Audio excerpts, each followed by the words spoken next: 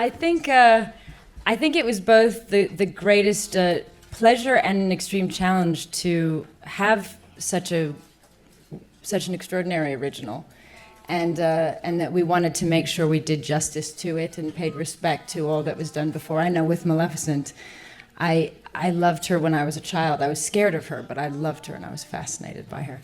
And so I just didn't want to do anything that would not be good enough for all the people that had responded to her over the years.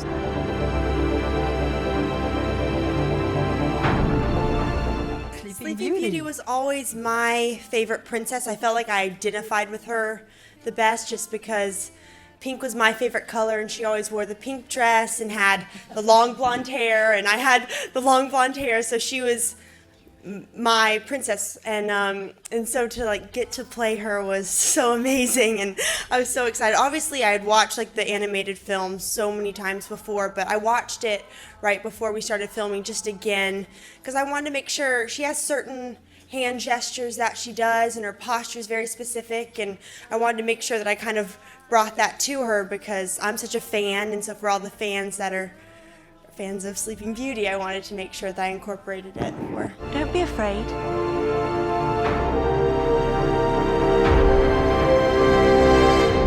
I am not afraid.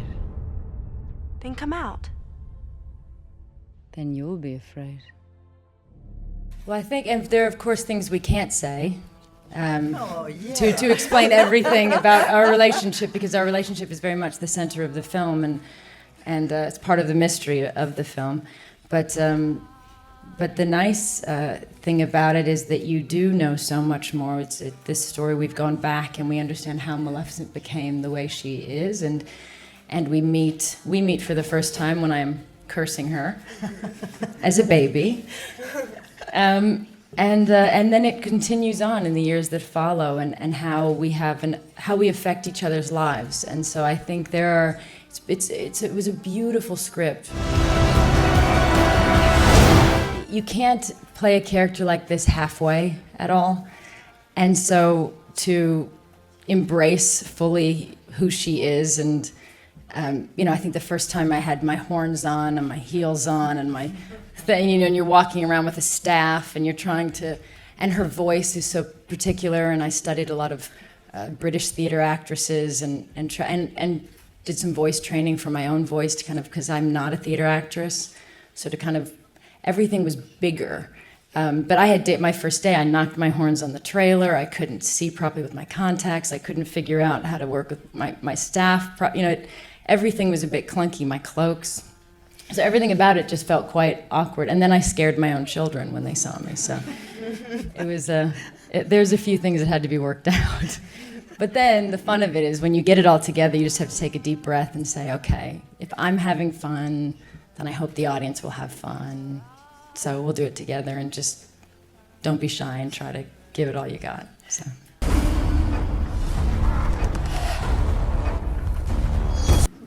The christening, for example, is something that's the center of our film. And the christening itself, we wanted to stay as true to as possible. So that was kind of our center point.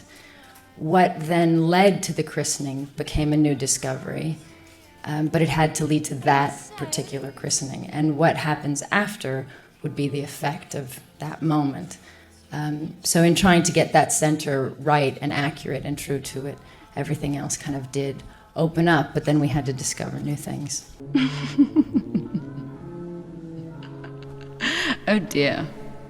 What an awkward situation. There's a strange thing about playing the bad guy where it does allow a certain thing to come out, and I think we all have something we all have wicked in us, and we all have something that we all find ourselves, maybe on your way here in traffic and you're getting frustrated. There's something that makes everybody at some point just wish they could. Before the sun sets on her 16th birthday, she will fall into a sleep like death. The favorite villains? Or characters. My favorite was Cruella de Vil. How dare you? Is that yours? This is why you deserve punishment.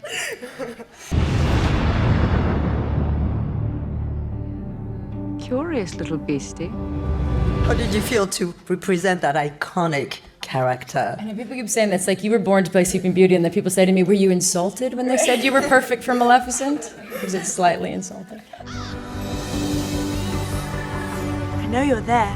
I loved her, and then when I read the script, I felt like I'd stumbled upon a secret truth and a deeper story, and I really connected to her, and I really wanted to play her, not just for the fun of doing it, but because I really thought it was a great story, great film, and I actually immediately took my kids around, I told them, I have a secret, I want to tell you something about what really happened, and saw how they reacted, and so that told me a lot. So for me, the most exciting thing is that my kids are so excited right now.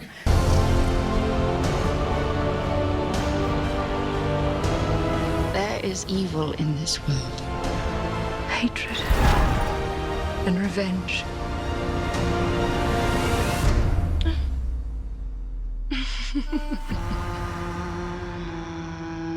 Dream.